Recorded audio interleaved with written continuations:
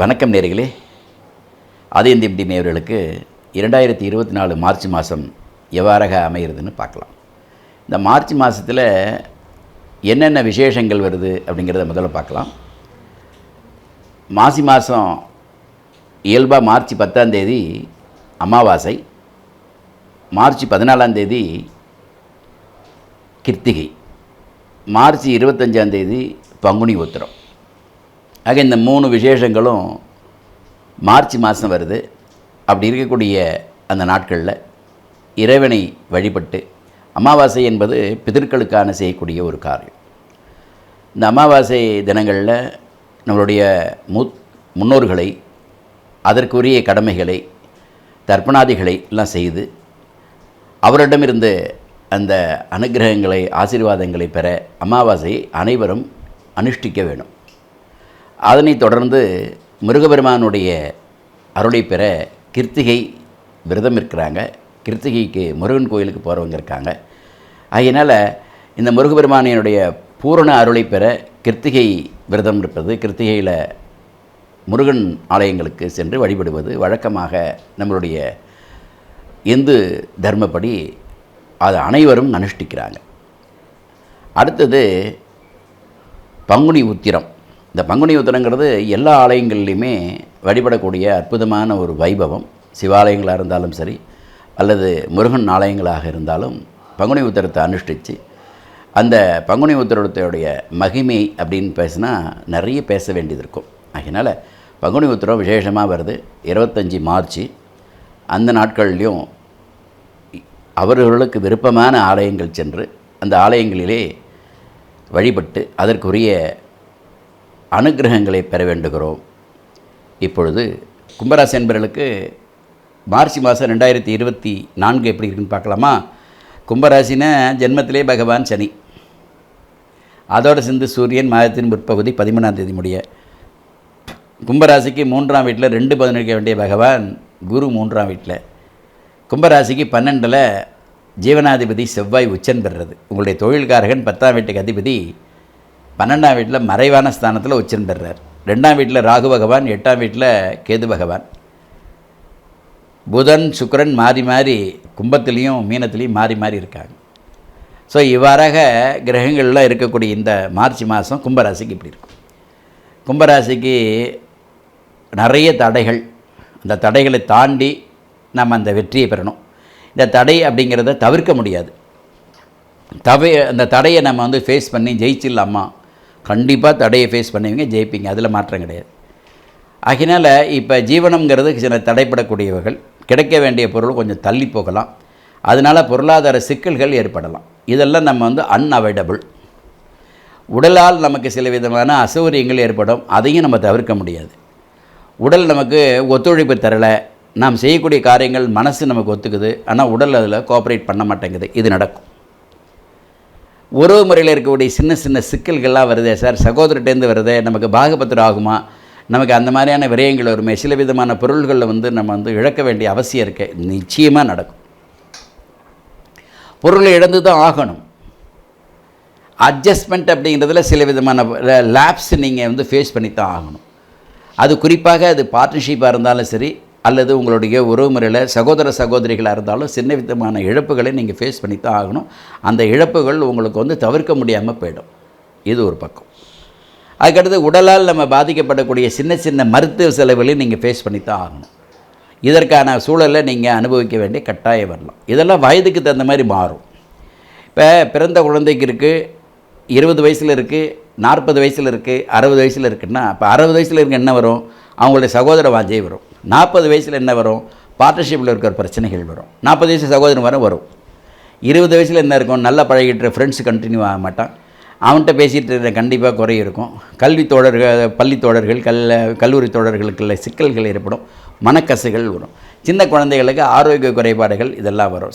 Some allergies, சின்ன சின்ன disturbance, இந்த மாதிரிலாம் வரும். குழந்தைகளுக்கு வேறு என்ன வரும்? சளி காய்ச்சல் வரும், சில ஒவ்வாமைகள் வரும். இந்த மாதிரியான இடையூறுகளை தரக்கூடிய வாய்ப்புகள் சனி பகவான் சரீரத்தில் இருக்கும் பொழுது இந்த சிக்கல்கள் கொடுப்பார். யாருனால கொடுப்பார்? உஷ்ணத்தினால கொடுப்பார். ஏன்? சூரிய பகவான் அங்கே சேர்றார். இப்போ சூரிய பகவான் சேரும்போது என்ன ஆகிடும்? கும்பராசிக்கு 7ஆம் வீட்டுக்கு அதிபதி. சூரியன் நெருப்பு கிரகம், சனி ஜல கிரகம். அப்போ ஒன்று தண்ணினாலேயோ இல்லை சூடுனாலேயோ சின்ன சின்ன அலர்ஜிகளை சந்திக்க வேண்டிய அவசியம் வரும். இதெல்லாம் யதார்த்தமான உண்மைகள். அப்போ குழந்தைக்கு ஒரு மாதிரியும், நடுத்தர வயதை எட்டக்கூடிய ஒரு மாதிரியும், எவ்வளவு பருவத்தில் ஒரு மாதிரியும் பலன்கள் மாறுபடுது இல்லைங்களா? இதெல்லாம் சனி பகவானால் தர்றது தான். அப்போ செவ்வாய் 12ஆம் வீட்டில் இருக்காரா சார்னா, அவரால் சில விவகாரங்கள் வரும். சகோதரர்கிட்ட இருக்கக்கூடிய சின்ன சின்ன வாஞ்சைகள், சில பிரச்சனைகள் வரத்தான் செய்யும். பார்ட்னர்ஷிப்லேருந்து வரக்கூடிய சுகங்கள் கிடதான் செய்யும். பொருளாதார சிக்கல்கள் வரத்தான் செய்யும். இதெல்லாம் நம்ம அவாய்ட் பண்ண முடியுமா? முடியாது. ராகு பகவான் 2ஆம் வீட்டில் இருக்கார். 2 வீட்டில் இருக்கும்போது நம்மளுடைய வார்த்தை பதஷ்டம். கொஞ்சம் நம்ம ஏதாவது வார்த்தையை முன்ன விட்டுருவோம். அந்த வார்த்தையை அவங்க பிரிச்சுப்பாங்க. அதனால் இருக்கக்கூடிய குறைபாடுகளை நமக்கு சுட்டி காட்டுவாங்க. நமக்கு அதில் மனவேதனை அடையணும். அது மனவேதனைன்னா மனசு பாதிக்கும் போது உடல் பாதிக்கும். இதெல்லாம் கும்பராசிக்கு நடக்கும். இந்த சிக்கல்களை நம்ம எப்படி ஃபேஸ் பண்ணுறதை விட நம்மளை நம்ம தயார்படுத்திக்கணும்.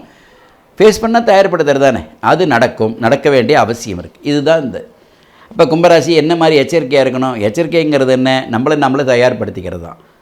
இப்போ குரு பகவான் 3ஆம் வீட்டில் இருக்கிற நாமளே போய் அந்த சிக்கலுக்கு முன் இருக்கிறது மாதிரி இடம். தானாக போய் வலியக்க போய் அந்த சிக்கலை நாமளே வாங்கிக்கிற மாதிரி ஆகிடும். இது ஒரு பக்கம். அதுக்கடுத்து அதற்காக சில விரயங்களை நாமளே கொடுக்க வேண்டிய கட்டாயம் வரலாம். இப்போ நீ சொன்னதுனாலும் செஞ்சேன், அதனால் நீ தானே அதை கொடுக்கணும் அப்படிங்கிற மாதிரி மற்றவங்க சொல்லலாம். அதனால் பொருள் விரயங்கள் அதற்கு ஏற்படக்கூடிய சூழலை உருவாக்கும். அதற்கு தகுந்த மாதிரி நம்ம நம்ம தயார்படுத்திக்கணும். சில நேரங்களில் நாங்கள் சொல்கிறது எதற்காகனா, உங்களை நாங்கள் எச்சரிக்கிறதுக்காக தான் சொல்கிறோம். இப்போ எது கும்பராசி அப்படின்னு கேட்டால், கும்பராசியை பொறுத்தவரை நியாயமாக அவிட்ட நட்சத்திரம் 3-4 பாதங்கள், சதய நட்சத்திரம் 4 பாதங்கள், பூரட்டாதி 1-3 பாதங்கள், மொத்தம் 9 பாதம். இந்த 9 பாதத்தில் நியாயமாக நம்ம அவிட்ட நட்சத்திரம் மகர ராசிக்கு சனிதசை நடக்கும்னு சொன்னேன். அதேமாதிரி அவிட்ட நட்சத்திரம் 3-4 பாதங்களில் கும்பராசிக்கு சனிதசை நடக்கும். இப்போ சனிதசை எப்படி உங்களுக்கு பலனை தரும் தெரியாது இல்லையா? அதேமாரி பூரட்டாதி நட்சத்திரம் அப்படிங்கும்பொழுது பூரட்டாதி நட்சத்திரத்துக்கான நியாயமாக கேது திசை வரும்பொழுது கொஞ்சம் சிக்கல்களை கொடுக்கும். சதய நட்சத்திரத்துக்கும் ஆல்மோஸ்ட் அந்தமாரி தான். இப்போ இவங்கெல்லாம் ஏன் வராங்க அப்படின்னா, சதய நட்சத்திரம் ராகு தசை, குரு தசை, சனி தசை, புதன் தசை ஆல்மோஸ்ட் 50-55க்கு மேலே தான் வரும் கேது.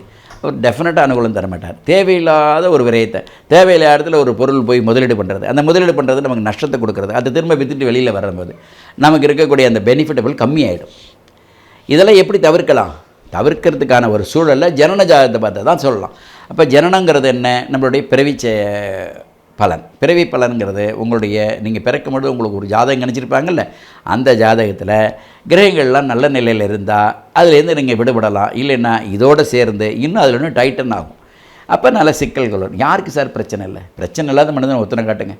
வாழ்க்கையில் பிரச்சனையோடு சேர்ந்தது தான் வாழ்க்கை. பிரச்சனையே வாழ்க்கையாக இருக்கக்கூடாது, பிரச்சனையோடு சேர்ந்த வாழ்க்கையாக இருக்கலாம். ஆனால் நிறைய பேர் இந்த கும்பராசிக்காரன் என்கிட்ட நிறைய புலம்புறாங்க. இல்லைங்க இதாகிடுச்சு அப்படி பண்ணிட்டேன் இப்படி பண்ணிட்டேம்பாங்க. என்கிட்ட ஒருத்தர் சொல்கிறாரு, நான் நிறைய நண்பர்கள் குறிப்பிட்டு சொல்ல விரும்பலை, என்கிட்ட ஒன்றும் இல்லை சார், எல்லாம் போயிடுச்சுங்கிறார். பல கோடிக்கணக்கான தொகையை இழந்தார்ன்றாரு. நல்ல மனிதர், நல்ல விதமான ஆற்றல் படைத்தவர், நல்ல அறிவாற்றல் படைத்தவர், பண்பாளர், படிப்பாளி எல்லாமே எப்படி போணுச்சு? How can go? கண்டுபிடிக்க முடியல, எப்படியோ போயிடுச்சு. அப்போ அவராலே 55 வயசு மனுஷன், பெரிய பேராற்றல் படைத்தவர்.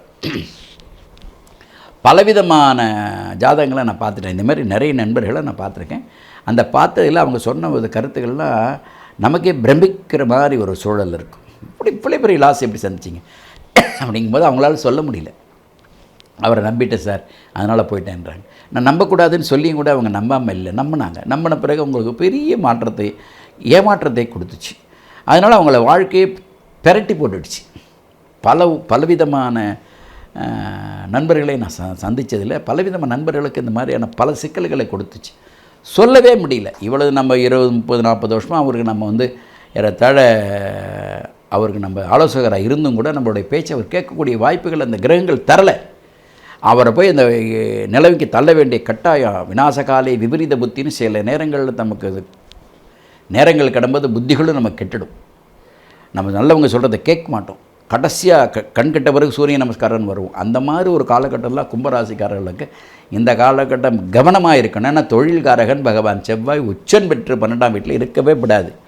சரி, இருந்தாலும் பரவாயில்ல, அவர் 4ஆம் பாறையை தன் வீட்டிலே குரு வச்சுருக்கும்போது தேவையில்லாத இந்த மாதிரியான ஒரு உறவுகள் சாவகாசங்கள்லாம் ஏற்படும். அவங்கள நம்ம கவனமாக கையாள வேண்டிய கட்டாயம் இருக்கும். அதனால் கும்பராசி என்பர்கள் குறிப்பாக இந்த நட்சத்திரக்காரர்கள் கவனமாக கையாள வேண்டிய பலவிதமான காரியங்கள். ஆரோக்கிய குறைபாடு எங்கேருந்து வரும்? மனசில் அழுத்தம் இருந்தால் ஆரோக்கிய குறைபாடு வரும். இப்போ கல்வி செல்வங்கள்னு எடுத்துக்கிட்டேன், மாணவ செல்வங்கள் இந்த காலகட்டத்தில் அவங்க என்ன பண்ணுவாங்க? நிறைய படிச்சுட்டேன், ஆனால் படித்து எக்ஸாம் எழுதினேன், எனக்கு அவ்வளோ மார்க் வரல, இந்த குமுறல். நான் நல்ல காலேஜ் தேடுறேன், கிடைக்கல, இந்த குமுறல். நல்ல காலேஜில் படித்தேன், நல்ல வேலை கிடைக்கல, குமுறல். நல்ல வேலை கிடைச்சது, அதுக்கான சன்மானம் கிடைக்கல, அதுக்கான குமுறல். இதெல்லாம் நடக்கும். இதெல்லாம் ஒவ்வொரு ஸ்டேஜுக்கு தகுந்த மாதிரி வந்திருக்கு. அப்புறம் நான் இவ்வளோ நாளாக பார்த்துட்ருக்கேன், சரியான ஒரு அமைப்பே அமையலை, நல்ல மாப்பிள்ளை கிடைக்கல, நல்ல பொண்ணு கிடைக்கல. இதெல்லாம் எத்தனை பேர் சொல்கிறாங்க? நல்ல ஃபேராக இருக்கிற பெண்களுக்கு நல்ல பையன் கிடைக்கல, நல்ல பையனை ஃபேராக இருக்கிறவனு நல்ல பொண்ணு கிடைக்கல. இது நிறைய பேர் சொல்கிறது. ரொம்ப நாளாக நான் 8 வருஷம் ஆச்சு கல்யாணம், இப்போ தான் கன்சீவ் ஆகணும் அப்படின்னா இப்போ நிறைய பேர் அது மாதிரிலாம் சொல்கிறவங்க இருக்காங்க. ஸோ இதெல்லாம் இந்த காலகட்டத்துக்கெல்லாம் உங்களுக்கு அனுகூலத்தை தரக்கூடியதாக வரணும்னா நீங்கள் உங்களுடைய ஜனனஜாதத்தோடு ஒப்பிட்டு என்ன செய்யணும், எப்படி செய்யணும், எப்போ செஞ்சால் நல்லது அப்படிங்கிறது மாதிரியான ஒரு கணிப்புக்கு நீங்கள் வர வேண்டியது இருக்குது. என்ன ரீசன் அப்படின்னா, உங்களுக்கு அந்த மாதிரி சூரியன் சனி 2 பேருமே சரீரத்தில் சேர்றாங்க. இப்போ 7ஆம் வீட்டுக்கு அதிபதி கும்பராசிக்கு 7ஆம் வீடுங்கிறது பகவான் சூரியனோட வீடு சிம்மம். அவர் சரீரத உபாதிபதி, அதுக்கு உரியவர் பகவான் சனி. 2 பேரும் ஒன்றா சேர்ந்து அந்த 7ஆம் வீடை பார்க்குறாங்க. அந்த 7ஆம் வீடு என்பது என்ன? களத்திரபாவம், திரும்ப களத்திரத்துக்கு பிறகு புத்திரபாவம், இதெல்லாம் ஏற்படுத்தக்கூடிய வாய்ப்புகள். அதேமாரி கூட்டு தொழில், மனைவி சார்ந்த உறவுகள், இதெல்லாம் கொடுக்கக்கூடிய இந்த மாதிரியான சிந்தனைகளை மேலோங்கி நிற்க வேண்டிய அவசியம் கும்பராசிக்காரர்கள் இருக்குது. இப்போ கும்பராசிக்காரர்கள் ஆரோக்கியத்தில் கவனம் கொள்ளணும். அதுக்கடுத்து உறவு முறையில் இருக்கக்கூடிய நிறைய விதமான கையாளணும். அதுக்கடுத்து பொருள் இன்வெஸ்ட்மெண்ட்டில் தொழிலில் இருக்கக்கூடிய கவனமாக கையாள வேண்டிய கட்டாயம். வழக்கமாக செய்கிற தொழிலை தாண்டி புதிய முயற்சிகள் இந்த காலகட்டத்தில் கைவிடப்படணும். தன் பெற்றோர்களுக்கு செய்ய வேண்டிய செலவினங்களை தவிர்க்க வேண்டிய செய்தே ஆகணும். அந்நிய செலவினங்கள்லேருந்து வரக்கூடிய வரவுகள் எதிர்பார்த்த திருப்திகரமாக இருக்காது, அதற்கு தகுந்த மாதிரி நம்ம திட்டமிடணும். அதுக்கடுத்து வியாபாரியாக இருக்கிறவங்க அதுக்கடுத்து அந்த மாதிரியான மோர் இன்வெஸ்ட்மெண்ட்டை தவிர்த்துட்டு இருக்கிற வியாபாரத்துக்கு இந்த மாதிரி நம்ம அதற்கு தகுந்த மாதிரி கேபிட்டலைஸ் பண்ணணும். அதுதான் நம்ம ரொம்ப இம்பார்ட்டன்ஸ். அந்த முதல்ல காவந்து பண்ணணும். இதை மாதிரிலாம் செய்ய வேண்டிய கட்டாயம் கும்பராசி அன்பர்களுக்கு இப்போதைக்கு இருக்குது. இதெல்லாம் செஞ்சுட்டா உங்களுக்கு நல்ல அனுகூலத்தை தரும். சார் வரும்பொழுது வெள்ளம் வரும்போது அணை போடணும் அப்படின்னா அதற்கு தகுந்த மாதிரி நாம் செய்யணும். இந்த காலகட்டத்தில் நிறைய பிரச்சனைகள் வருதுன்னா கொஞ்சம் மௌனம், சர்வார்த்த சாதகம், அமைதி காத்து நல்ல விதமான பொருளை செய்யக்கூடியதுக்கெல்லாம் தெய்வ சிந்தனைகளை அதிகரிக்கணும். பலவிதமான மகான்களை சந்திக்க வேண்டிய தெய்வ ஆற்றலை வாங்க வேண்டிய கட்டாயங்கள். கோயிலுக்கு போகிறது, நிம்மதியாக போகிறது. நீங்கள் என்ன செய்கிறீங்கிறது முக்கியம் இல்லை, அங்கே போனால் அமைதி காப்பது. இறைவன்கிட்ட நம்ம இருக்கக்கூடிய நம்ம எதற்கு வந்திருக்கோன்னு இறைவனுக்கு கண்டிப்பாக தெரியும். அந்த மாதிரி ஒரு நல்ல குமரல் இல்லாத மன அமைதியை ஏற்படுத்தக்கூடிய மனநிலையை வளர்த்துக்கிட்டு கோயிலுக்கு போகணும். கோயிலில் போய் அழகாக கும்பிடணும்.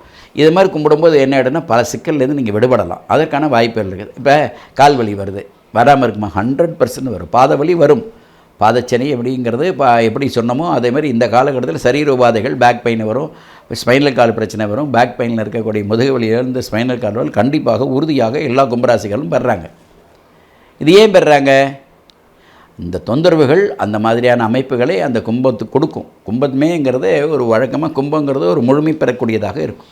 அதனால் இந்த மாதத்தில் நம்ம அந்த மாதிரியான கவனமாக இருக்க வேண்டிய கட்டாயங்கள், உடல் ரீதியான சில பிரச்சனைகளை சந்திக்க வேண்டிய அவசியங்கள் இருக்கும். இதெல்லாம் நம்ம கவனமாக இருக்கணும். தொழில் நம்ம வழக்கமாக செஞ்சுட்ருக்கிற தொழிலே எதுவும் மாறுபாடுகள் வேண்டாம், இறக்க வேண்டாம், ஏற்ற வேண்டாம். நோ காஸ்ட் நம்ம இன்வெஸ்ட் பண்ணுறது, நமக்கு இன்வெஸ்ட் பண்ண வேண்டாம். இன்வெஸ்ட் பண்ணதுக்கான ரிட்டர்ன்ஸை வர்ற வருமானத்தை சந்தோஷமாக வச்சுங்க. வருமானங்கள் கொஞ்சம் குறைவாலும் பரவாயில்ல, மனசை கெடுத்துக்காதீங்க, உடலை கெடுத்துக்காதீங்க. இதெல்லாம் இந்த காலகட்டத்தில் நடக்கும். ஆனால் நம்ம செய்ய வேண்டிய கடமையை நம்ம எந்த காலகட்டத்தில் விட்டுறக்கூடாது. கடமை செஞ்சே ஆகணும். இப்போ ஒரு வீடு கட்டி நம்ம குடியிருந்துட்டுருக்கோம், அதில் ரெனோவேஷன் பண்ண வேண்டிய அவசியம் இருக்குது. கண்டிப்பாக பண்ணி ஆகணும். அது சுபமான செலவு தான். சரி, நம்ம பெற்ற குழந்தைகள் திருமணத்திற்கு திருமணம் பண்ணி ஆகணும். சுபவிரயம் கண்டிப்பாக பண்ணி ஆகணும். சுப செலவுகள் உறுதியாக பண்ணி ஆகணும். புதுசாக ஒரு வீடு கட்டுறீங்களா? வேண்டாம். புதுசாக லேண்டு வாங்கியிருக்கேன், அதில் வீடு கட்டேன், நான் அனுமதிக்க மாட்டேன். ஏற்கனவே வீடு கட்டியிருக்கோம், அது சின்ன சின்ன மராமத்து வேலை பண்ணித்தான் ஆகணும், வேறு வழியே கிடையாது. ஏன்னா அது எக்ஸ்பென்சிவ். சார் அது வேணான்றீங்க, அது வேண்டான்னு சொல்கிறதுக்கு காரணம் இருக்குது, இது வேணும்னு சொல்கிறதுக்கும் காரணம் இருக்குது. ஆக இதை நீங்கள் கரெக்டாக பண்ணிக்கிட்டிங்கன்னா உங்களுக்கு இருக்கக்கூடிய குறைபாடுகள் நீங்கும். ஆரோக்கியஸ்தானம் அதிகரிக்கணும்.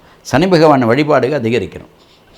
முடிந்தால் வாய்ப்பு இருந்தால் உங்களுக்கு மிஞ்சிய தர்மங்கள் பண்ணக்கூடிய வாய்ப்பு இருந்தால், தனக்கு மிஞ்சிய தான தர்மம் என்றால் தன்னுடைய நிலைப்பாடுக்கு தாண்டி நமக்கு முடியும் அப்படின்னா சில தர்மங்கள், குறிப்பாக சனி பகவானுக்காக நம்ம வழிபாடுகள் செய்யும் பொழுது அன்றைய தினம் ஏதாவது நம்மளால் முடிஞ்சால் அன்னதானம் பண்ணலாம், எதாவது பண்ணலாம். இதெல்லாம் தேவைப்பட்டவர்கள், முடிந்தவர்கள், அசௌரியப்படணும்னு அவசியம் இல்லை, கடன் வாங்கி செய்யணும்னு அவசியம் இல்லை. நம்மளால் முடிஞ்ச அளவுக்கு செய்யலாம். என்ன செய்தாலும் உங்களுக்கு என்ன முடியுமோ அதை செய்யலாம். நீங்கள் கொடுக்கக்கூடிய பொருள் முக்கியம் இல்லை, நீங்கள் கொடுக்கக்கூடிய தன்மை தான் முக்கியம். அதை நீங்கள் செஞ்சிட்டிங்கன்னா உங்களுக்கு இருக்கக்கூடிய கஷ்டங்கள்லாம் நீங்களும் கொஞ்சம் கொஞ்சமாக அந்த பிரச்சனைகள்லேருந்து விடுபடுவீங்க. இந்த மாதம் எல்லா விதமான இகப்பர சுகங்களை பெற வேண்டி வாழ்த்துக்கிறோம். அன்பு நேயர்களுக்கு ஒரு முக்கியமான தகவல்.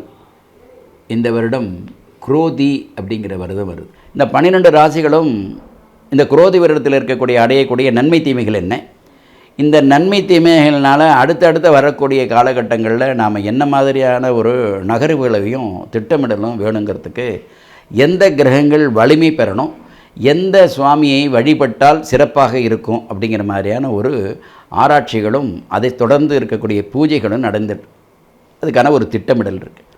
நடப்பதற்கான திட்டமிடல் அதிகபட்சமாக புது வருடம் பிறந்த உடனே குறிப்பாக குரோதி வருடம் பிறந்த உடனே சித்திரை மாதத்தில் ஒரு நாள் அதற்குரிய நாட்களை தேர்வு செய்து அந்த நாட்களில் மிகப்பெரிய ஒரு பூஜை செய்யலாம்னு இருக்கும். இந்த குரோதி வருடத்தினால் இருக்கக்கூடிய கஷ்டங்களை எல்லாம் நிவர்த்தி செய்து, இது பாரபட்சம் இல்லாமல் 27 நட்சத்திரத்துக்கும் 12 ராசிகளுக்கும் குரோதி வருடத்தினால் இருக்கக்கூடிய உபாதைகளை தவிர்ப்பதற்கு சர்வே ஜனா சுகுணோ பவந்துன்னு எல்லா ஜனங்களுக்கும் சௌக்கியம் ஏற்படக்கூடிய, அனைத்து உலக மக்களுக்கும் நன்மை பெறக்கூடிய ஒரு விஷயமாக அது அமையப்பெறணும். அதற்குரிய ஒரு ஜீவனை நாம் இந்த இடத்துல நம்ம அழுத்தி சொல்லி அதற்கு வேண்டிய பூஜைகளை செய்வதற்கான ஒரு சூழலை ஆதியந்தம் டிவி நேரலுக்காகவும் ஆதியந்தன் டிவியில் இருக்கக்கூடிய அனைத்து சப்ஸ்கிரைபர்களுக்காகவும் இந்த பூஜைகள் சர்வ ஜனங்களும் இதில் பயன்படணும் அப்படிங்கிற அடிப்படையில் இந்த பூஜைகள் தொடர்றதுக்கு இருக்குது. முடிந்த அளவுக்கு இந்த 27 நட்சத்திரக்காரர்களும் இந்த 12 ராசிக்குள்ள உட்பட்டவர்கள் தான். ஆகையினால் மார்ச் மாதம் 1ஆம் தேதியிலேருந்து அந்த பூஜையை தொடங்குறதுக்கு, இந்த மார்ச் மாதத்துலேருந்து 7ஆம் தேதிக்குள்ளே யாரெல்லாம் நீங்கள் மார்ச் 1ஆம் தேதியிலேருந்து மார்ச் மாதம் 7ஆம் தேதிக்குள்ளே யாரெல்லாம் நீங்கள் எங்கள்கிட்ட பதிவு பண்ணுறீங்களோ கிட்டத்தட்ட 48 நாள் ஒரு மண்டல பூஜை நிறைவடைந்து திரும்ப அந்த குறிப்பிட்ட நாட்களில் இந்தியாவில் எந்த பக்கத்தில் தான் நீங்கள் வரலாம், ஒன்றும் ஆட்சேபம் இல்லை. வெளிநாட்டில் இருக்கிறவங்களுக்கும் அதற்கு தான் திட்டமிடலாங்கிறத சொல்லி அந்த பூஜையோடைய அடுத்த பதிவு, அந்த பூஜையை பற்றின முழு விவரங்களை தெரிவிக்கிறதுக்கு இருக்கோம். அதனால் இந்த பதிவை, இந்த காணொலியை கண்ட அனைவரும் உங்களுக்கு தேவை இருக்கிற பட்சத்தில் என்னை தொலைபேசியில் தொடர்பு கொண்டு என்ன மாதிரி பூஜைகள் எப்படி செய்கிறீங்க, அது எந்த பூஜையினால் நம்ம அந்த குரோதி வருடத்தில் இருக்கக்கூடிய கஷ்டத்துலேருந்து நம்ம விடுபடுறதுக்கு என்ன செய்யணுங்கிறத என்னை தொலைபேசியில் தொடர்பு கொண்டிங்கன்னா நான் அந்த முழு விவரத்தை உங்கள்கிட்ட நாங்கள் சொல்கிறதுக்கு இருக்கோம். தேவை இருக்கிறவங்க, இதில் நம்பிக்கை இருக்கிறவங்க, இதில் அவசியப்படுறவங்க என்னிடம் தொடர்பு கொள்ளுங்கள். அந்த குரோதி வருடத்தில் இருக்கக்கூடிய அசௌரியங்களை எல்லாருக்கும் சேர்ந்து கூட்டு பிரார்த்தனையாக நாம் செய்து வெற்றி அடைவோம்.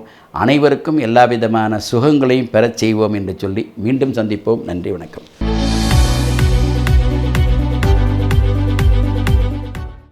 நேயர்களே, இந்த ஆதியந்தம் டிவிக்கு சப்ஸ்கிரைப் பண்ணுங்கள். சப்ஸ்கிரைப் பண்ண பிறகு ஷேர் பண்ணுங்கள், லைக் பண்ணுங்கள், பெல் பட்டனை மறக்காமல் அழுத்துங்க.